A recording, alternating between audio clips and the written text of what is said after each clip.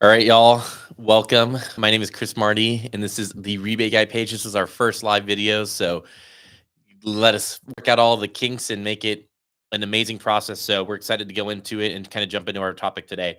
So as we get in, we are starting with our How to Buy a House in 2024 series. And this is something that, you know, people think it's crazy, right? I was talking to a guy who actually just moved here. He's living with some friends of his, and I was showing them houses. The friends I was showing them houses, and he came along. I went and he works for Google. He works a remote job for Google, making great money, right? Great wage, and just was so surprised about how easy it is to buy a home and how little funds you actually need to get started, right? He was thinking 20% down, years of savings, all of this. And in Texas, it's not like that, right? It's very accessible to buy a house. And so we're going to make it kind of through this presentation, go through and talk about how easy it is to, get to buy. And as always, please support the channel, like and subscribe for more amazing content and to catch our next live video that we do, which will have more great things that we'll be going through. So, okay, we're going to talk about 4 different things today in this video. We're talking about budget and finances. We're going to talk about the location and neighborhood, property needs and features, and then kind of end with an FAQ. By no means is this an all comprehensive guide, right? We could talk for 2 hours about all the ins and outs of buying and the best way to buy. But we wanted to just talk about kind of the entry level, just starting, right? I'm starting brand new. What do I need to do? What do I need to expect, right? And how can you help me, Chris? So we'll jump right into it and kind of go through it. So the first thing is budget and finances. So like we just talked about in that example that I was giving you, it's not as difficult as you think it is to get the finances that you need to buy. People think that it's incredibly expensive and that 20% down like we talked about, but did you know that there are loan programs, of course, at zero down, right? So if you have USDA eligible homes, that's zero down. If your home's in a location where there are city grants, that's zero down. And some builders have different programs. Lennar, for example, in our market, they just started their down payment assistance program, which is zero down. So that's a really cool thing that just came out. But yeah, there's a lot of different options for people to be at zero. Let's say you go a step up from there. Hey, Chris, I don't qualify for zero just for whatever reason. What's a realistic down payment for me? And that's an FHA loan, 3.5% down. Very, very easy starting down payment percentage. And then it goes up from there. You can do 3.5% FHA, 3% conventional, 5% conventional, and then you kind of step up into your 10 and 20%. Of course, if you're a veteran, active duty, or retired, some people don't know this, which is crazy, but it is zero down for VA loans. If you're using your VA home loan benefit, zero down. And we'll definitely do a video talking about VA because there's a lot to the VA loan that people don't know, such as that you can own multiple homes as long as you are under your entitlement limit. So, anyways, first step, of course, though, is getting pre approved. So, we're not a lender. We can just kind of talk to you about some of the steps in helping you kind of figure out ballpark like what your down payment and stuff could potentially be, but you need to talk to a licensed professional. Mortgage people are licensed to go through your scenario, to pull your credit report, to look at your debt, income, and assets, and of course tell you, hey, what loan program you qualify for, and if you don't qualify, how you need to get there. And so we like to get people pre-approved to start the process, just to know where are you, because the last thing that we want is people to fall in love with the home that they're just not able to buy currently at that moment, right? We don't want that for you. We want to make sure that you are getting a home that meets your needs that you qualify for. And so pre-approval benchmarks, jumping into kind of what does it look like to get pre-approved? Credit scores, right? That's something that you're going to want to go over with the lender. We're going to want to make sure that your credit score is where it needs to be, right? And so ballpark again, I'm not a lender. Lenders are doing loans in the high 500s, right? Some people say 620 plus, but if you're 580 and above, and Credit Karma and some of these apps, they don't always show the best way. But in general, reach out to a lender if you're in that range or higher, and they'll be able to tell you kind of what you qualify for. If you're not, right, if you feel like you have credit that is not at that level, right, maybe it's at a lower level than that one, still reach out to a lender, because a lot of times, especially if you get a really, really good one, like a private LO versus a bank, right? Sometimes bankers are not they're doing a lot of high volume and they're not the most hands-on.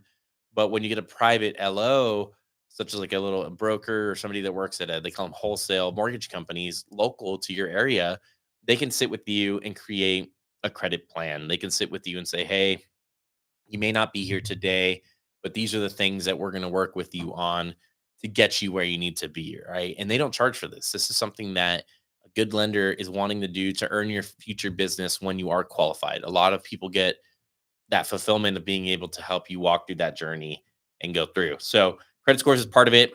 Another thing that they're going to be looking at is, of course, household income and job history. Same thing, right? We're not a lender. There are different programs out there, so we can't necessarily say you qualify or you don't. But in general, lenders are looking for people that have had solid job history in the same field. 1099 typically wants 2+ years of owning that own business, right? Or being 1099. They want that. But W-2, as long as you've got no job gaps and you are currently employed and you're W-2, you're you're on the right track, right? That's really, really what they're looking for there. And then the last thing that they're looking for is debt to income ratio. And so DTI measures how much of your gross monthly income goes towards can go towards your monthly debt payments, right? So what that basically is saying, right? We've got some examples on here of things that, can kind of chunk at DTI, but the ones that they're looking for in general is how much are the monthly liabilities that you have that are on your credit report. So these are things like student loans, these are things like car payments, these are things like credit cards. Those finance over times, right? You think that you can just do that and there's not like a credit repercussion for it. There is. It can go on your report and they can count those monthly minimum payments against your DTI. And so what that basically is, what DTI is, that's income ratio, is a number of where they're saying, hey, if you make, again, just rough example, $60,000 a year, right? And you divide that by 12, that's $5,000 of income a month. Let's say a lender says that you have to be under 50% DTI. That means from that $5,000, they're only able to use $2,500 a month for you to qualify towards your home. And from that 2,500, they're going to take out the things we just talked about. They're going to take out a car payment on your credit report. They're going to take out credit cards on your credit report. They're going to take out student loans. And so when you start adding that up, maybe that $2,500 becomes 1,500 or 1,400. And then that's, again, how they will determine how much of a mortgage you qualify for based on that DTI ratio. So again, I said it right, but just a disclaimer, I'm not a lender. We cannot go through the specifics of exactly what you do or do not qualify for. The intent of this video is just to kind of prepare you of some of the terminology and the scenarios that you can expect once you call a mortgage professional who can go over it with you. And what's neat is that not every lender is the same. So some lenders are going to have programs that other ones don't, where they're going to have different criteria. Some might be more flexible and able to lend with different terms, different DTI requirements, and different ratios and things like that. So definitely don't rule yourself out just by looking at something like this. Reach out to a good, trusted professional. So, money, right? What money do you have to bring to the down payment? We talked about this briefly. And so, a down payment, again, assuming that you're not doing a down payment assistance program, a lot of the loan programs have what's called a minimum investment requirement. And what that is essentially it's a minimum amount of money that you have to bring as the borrower. So this is basically saying that, hey, if you're getting an FHA loan, you, the borrower, without receiving down payment assistance, have to bring at least 3.5% down to closing. So rough math, right? $200,000 loan, 3.5%, you'd be at 10,500, right? That's the down payment at that number. Not 10,500, sorry, $200,000 home, you'd be at 6,000, 7,000, $7,000. So $200,000, 3.5% down, you'd be at $7,000 is what you'd have to bring as the minimum investment, right? That's how much you would have to bring to the table. And so that's the cash that you portion that you pay upfront to the loan. And that's again the requirement to they call it participate in the product, right? Or receive the loan. Then there's a second set of numbers, which are closing costs. And closing costs are fees in addition to that down payment that you have to bring when you're getting a mortgage. And so a down payment or a closing cost, I'm sorry, is in addition to that down payment. And it can be things such as title fees, it can be things such as lender fees, it can be HOA related items, taxation at the county level for the property, HOA dues, homeowners insurance, all of that gets bundled together and it's all broken down in line items. But in general, when we talk about closing costs, all of that is a closing cost. And that's money on top of the down payment that you have to bring in order to close, right? So kind of expect to have all of that in a whole package, right? Down payment and closing costs. And the good thing is when you work with a good real estate agent like myself or one of the many others out there that are great agents, we can actually help negotiate some of those closing costs for you. So we can actually get the seller, or if it's a builder, if you're buying new home construction, we can actually get them to kick in money to pay some or all of those fees for you so that you only have to worry about your down payment. And then on top of that, we particularly are agents that give rebates. That's, of course, a whole nother thing in itself, but we actually contribute some of our commission towards your closing costs. So again, that's less money that you're having to bring in between what we negotiate and what we personally give as a rebate. A lot of times we're able to zero out that closing cost number for our customers, meaning that they're only having to focus on that down payment portion if there's one at all. Because again, anyone who's going DPA, down payment assistance, or they're going zero down program, or they're using their VA home loan benefit, as we talked about, they may not have a down payment at all. So in that case, no closing costs, no down payment. These customers are winning at the real estate game, if you will. So that's all things finance. Again, just to close that out, I said it a couple times, but to reiterate, if you jumped ahead, we're not a lender. Please reach out to a great lending partner. We've got some good referrals. Feel free to comment below if you need a good Texas lender. We've got some great recommendations. And even in other states, we've got some lenders that are licensed in other states as well that have low fees and different things that they can do to help you get a mortgage. So really cool stuff there. Second thing, high level, right? Again, now that we've kind of got an idea of your pre-approval, how much you want to spend, how much you qualify for, now we're going to start focusing on where is this house, right? We're going to focus on the location, we're going to focus on the neighborhood and get an understanding of where you want to be because that's critical, right? And the reason we do the pre-approval first is sometimes that we get clients that say, "Hey, Chris, I want to live in this area."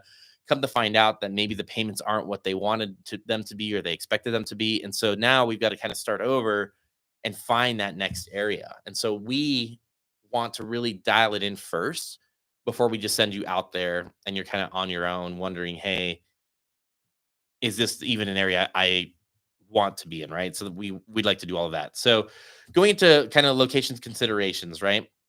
These are some of the things that we see, common things that we see with our clients on why it makes sense for them to want the area that they're looking in. Number one, school district, no brainer, right? If you have a need for a school district, you've got people that are in your household that are going to school.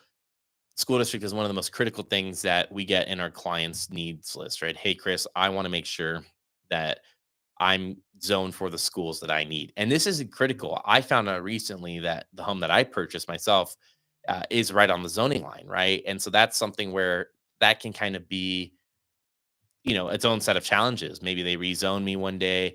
Do my kids now go to a different school than they were intending to, right? Or that they started at? And so, yeah, school district's really important, of course, to make sure that if you have a need for that, that we are making sure that we're doing our research to know, hey, exactly where are you at? Are you well within the rezoning lines? How often do they rezone? And things of that nature. Number two, commute times. That's another proper request that we get from our clients is people wanting to live near where they work or where they play or whatever the needs may be, right? If you travel a lot and you need to be near the airport, maybe you work in a different city and you need accessibility to highways, commute times are a big deal. We talked a lot about the schools, of course. A lot of times people want to have that accessibility to the schools nearby, but little things, right? Grocery stores. People don't think about, hey, it's Texas. I want to live on all this land. Great. But if your grocery store is 45 minutes away, are you aware of that? And are you okay with that?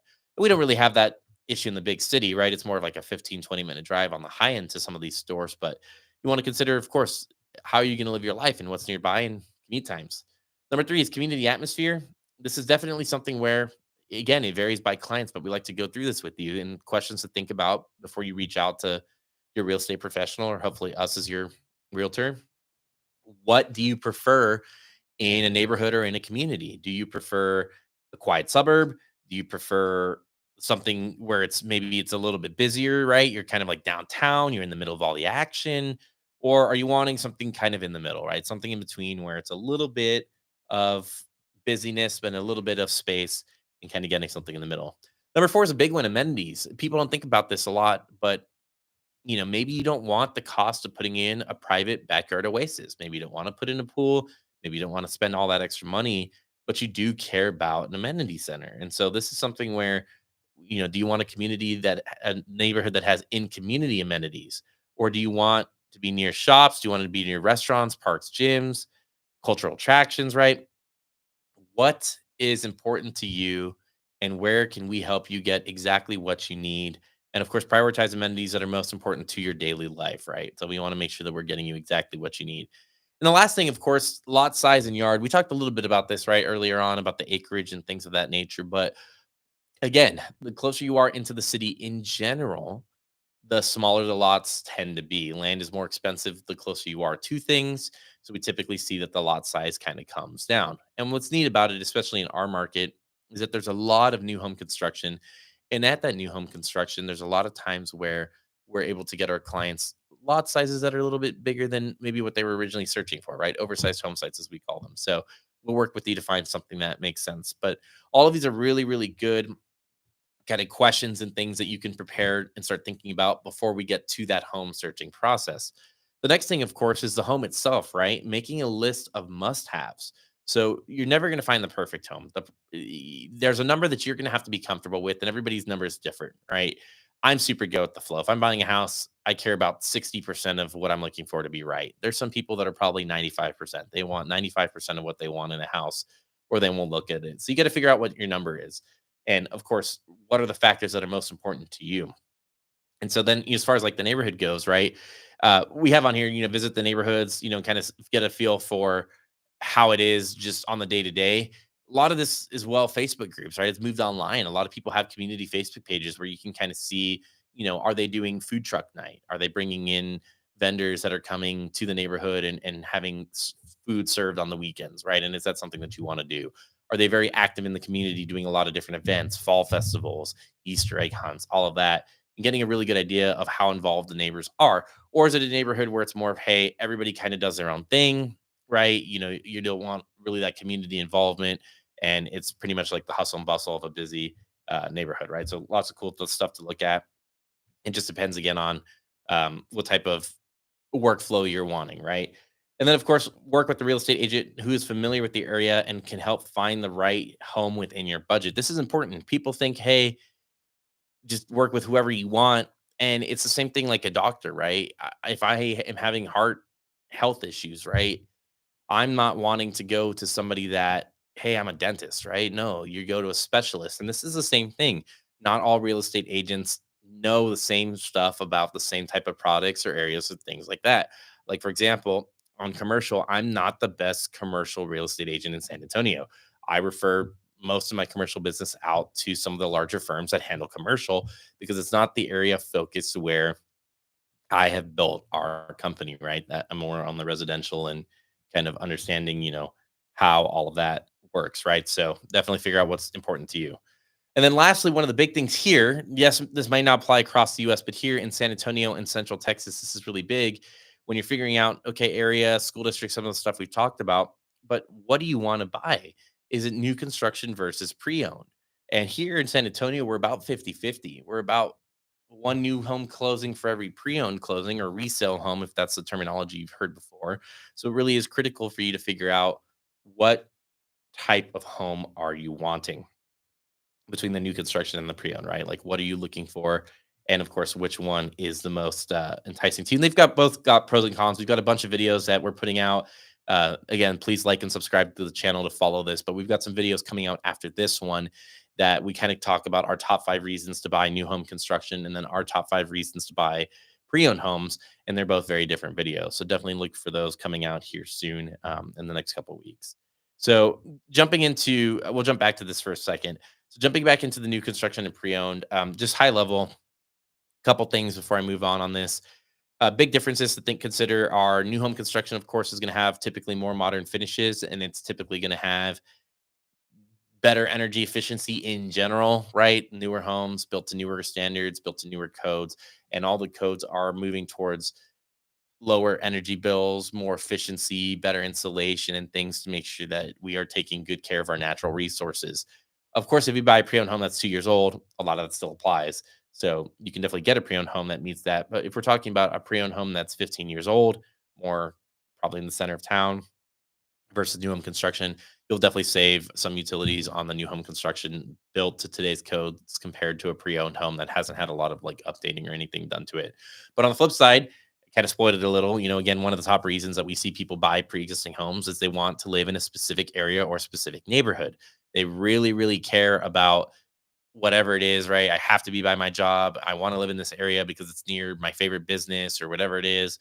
And that's typically why people will buy pre-existing homes is they are where they want to be, and they've kind of seen how the commercial area has developed around them and kind of what businesses have gone in there and what's nearby, right? So those are some of the reasons. But again, we go more in depth on this on those other videos, so check them out when they come out. And then property needs and features. Of course, it's great, new pre-owned, you can make that decision which one is important for you. And then stuff like the community and the amenities that we've talked about earlier. But what exactly in the home is important to you?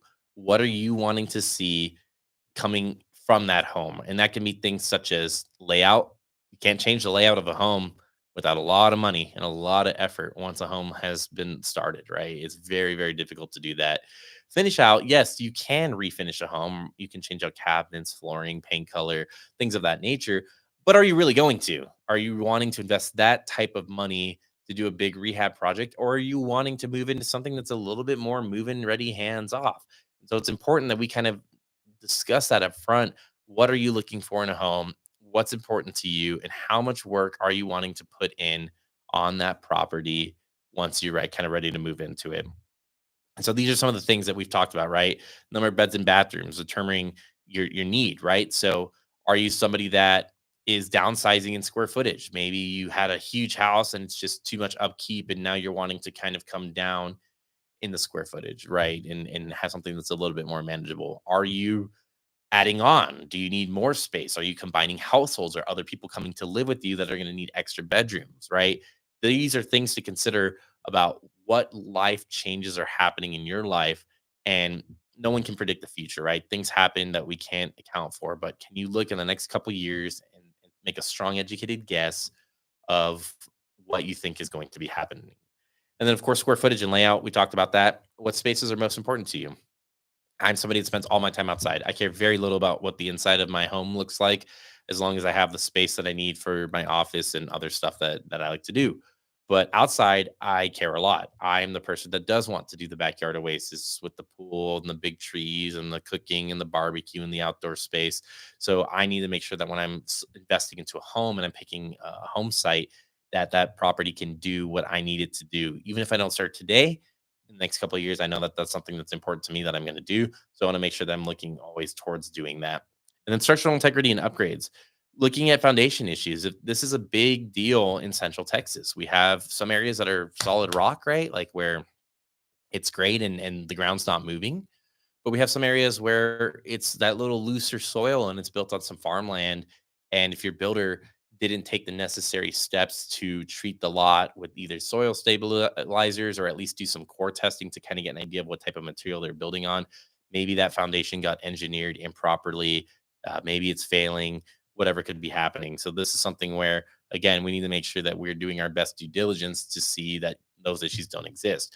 That's when, if we see telltale signs, that's when we bring in the experts. Again, we are not inspectors, just like we're not lenders. We cannot tell you if this is a good home or not from a structural sense, but we can refer and help you find and locate the right professionals to come in and do those inspections and do those estimates to make sure that your foundation and any other structural stuff is, of course, maintaining its level.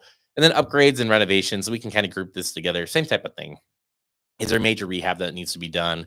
What does that cost look like? Can we get some quotes from some contractors or different companies that might do full home renovations, just so we get an idea of kind of what costs could be lying coming down the road for us, and again, making sure that we have everything that we need to make a really, really good decision on purchasing the home. So when you go new homes, we kind of talked about that. One of the perks about going new homes over that pre-owned home is that you're getting the warranties. So if you do have those structural issues, if you do have those foundation issues, anything like that, a lot of these builders are giving up to a 10-year warranty on some of those major issues. So that gives you that peace of mind if we go that route. Amenities, I know we butchered that on the spelling, so we will definitely fix that. But amenities, of course, same thing. A lot of the new home neighborhoods in our area are being built with these grand amenity centers, resort style. We're getting ledge loungers, and you're right by the pool, and you're like half in the pool, half out of the pool. So many cool amenity centers that are coming up on our new home construction neighborhoods that some of the older neighborhoods just didn't have at the time, right? That was something that wasn't prioritized back then. And as times have kind of changed and people's with COVID, a lot of people realize, man, I got to have that out, right? I got to have a place to go to get my energy out and to just have a change of pace. And so we've seen some really cool master plan amenities coming up in our area. And the modern floor plan, same thing, right? Your pre-owned homes, maybe they are a little more dated. They were built for that time where there were different needs. People had different needs and wants and desires and what a home looked like back then, 10, 15, 20 years ago.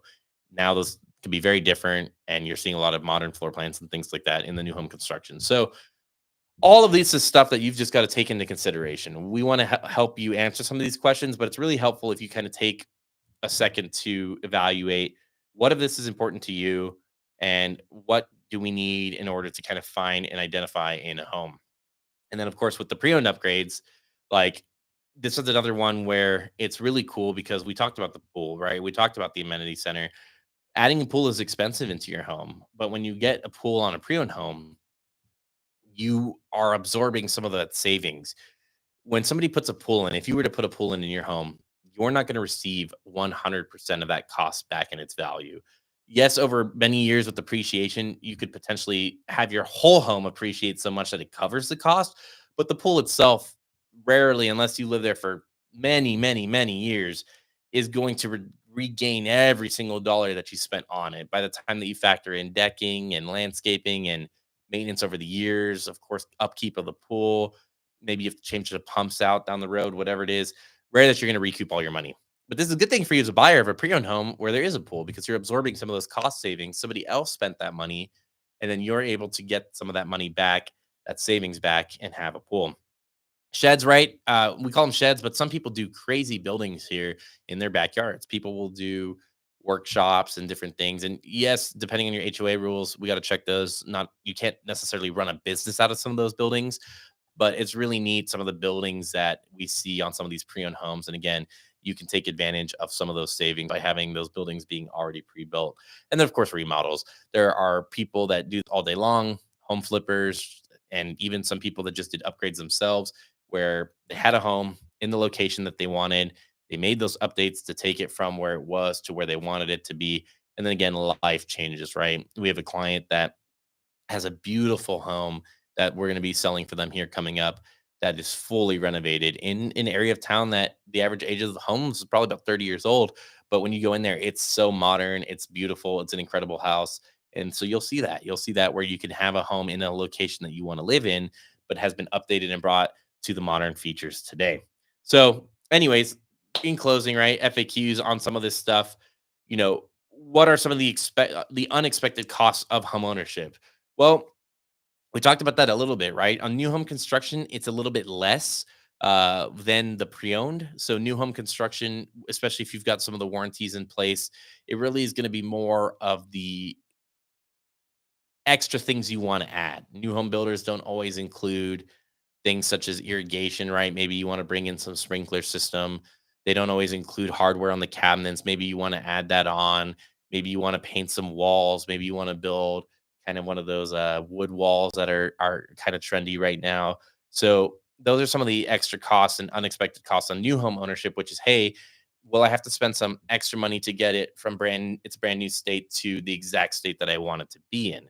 On pre-owned homes, it's kind of opposite, right? It's a little bit more. Just got to make sure that we do our due diligence because you could have foundation issues like we talked about, structural issues.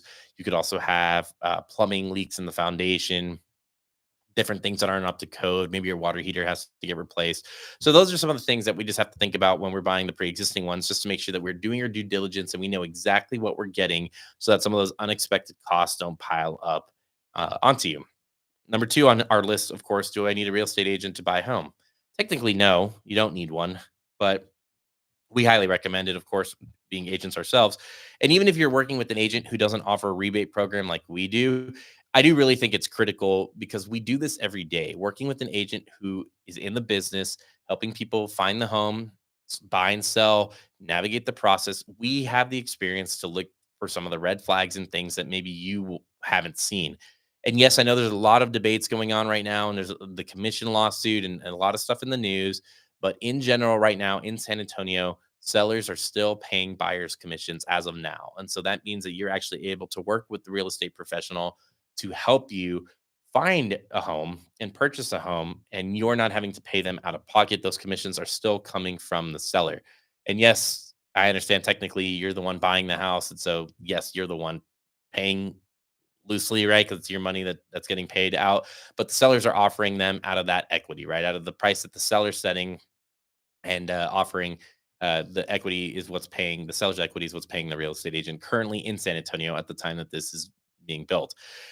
And so, with that, right, jumping to give our a shameless plug, the other thing is that if you do find an agent like myself that is highly experienced doing high volume and offering a rebate program, we're actually saving our clients money because that commission, again, paid by the seller that normally we are keeping, we're giving a large chunk of that back to all of our clients here in San Antonio and Austin and helping them save thousands of dollars on their closing costs and rate buy downs and different things. We work with your lender to figure out the best use of that money and how we can apply it. But I would definitely say that's a good reason to need a real estate agent, right? What happens if I need to back out of a deal? That's another question that we get a lot. And in Texas, we have what's called an option period.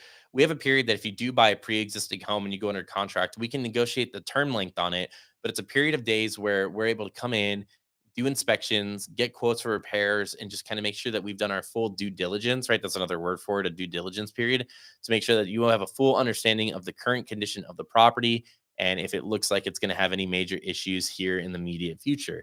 And so if you need to cancel during that option period in Texas, you just lose that option fee.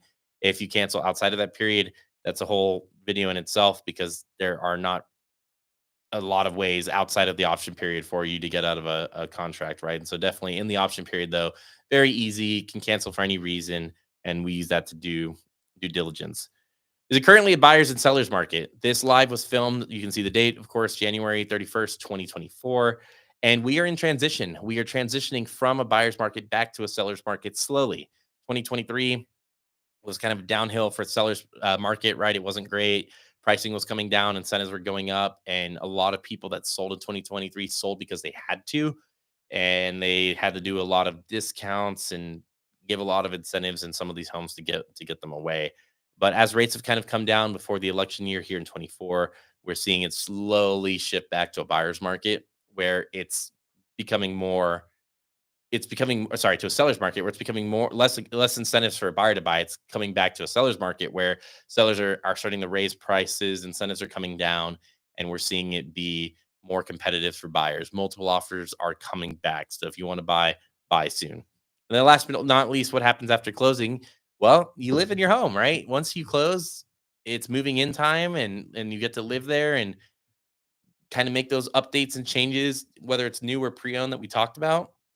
Anything that you kind of see that you want to adjust or tweak or anything like that, you get to live there. You get huge tax savings, of course, not a CPA again, but talk to your accountant to see and your CPA what breaks you qualify for on your tax incentives because there is some of that stuff. And then other than that, it's making sure you take good care of your property, making sure that you're doing some of the best tips and practices, which we'll talk about in another video, to maintain the condition of your property, such as, of course, making sure that your foundation is good and it's not too dry, making sure you're changing your air filter so that you're not overworking your AC, draining your water heater and all the sediment there to make sure you're not burning out your coils that are in there, and so much more. So we'll talk about that in another video. But in general, that's what it's like to live there. So again, this was not a comprehensive video. This was not supposed to answer every single question and go through like the real rigorous, hey, what's step one, what's step two, what's step three. We wanted to just kind of get the gears turning and, of course, hopefully make it known that it's very accessible to acquire home ownership, especially in the Texas markets right now. Our pricing is still very good, very affordable, and there's a lot of different loan programs out there that mean that you don't need to have $20,000 and $30,000 in the bank to buy homes. We help people all the time that have $12,000 to $15,000 total get into brand new homes, whether they're pre-owned or the new home construction. So, guys, please, if you have any questions about this, comment below. We'll go through and respond and answer any questions that you might have about this video or about the process. As always, we take appointments to help you figure out where you want to live in the San Antonio or Austin area. You can reach out on the website, comment here, DM us, whatever it is. We are here to help you. My name is Chris Marty, the rebate guy. And of course, if you're looking to buy and sell a home in the greater Texas area, we will save you thousands of dollars while doing it. So please reach out, like, and subscribe to the channel for more amazing content. We hope you enjoyed this live video, and we will catch you next time.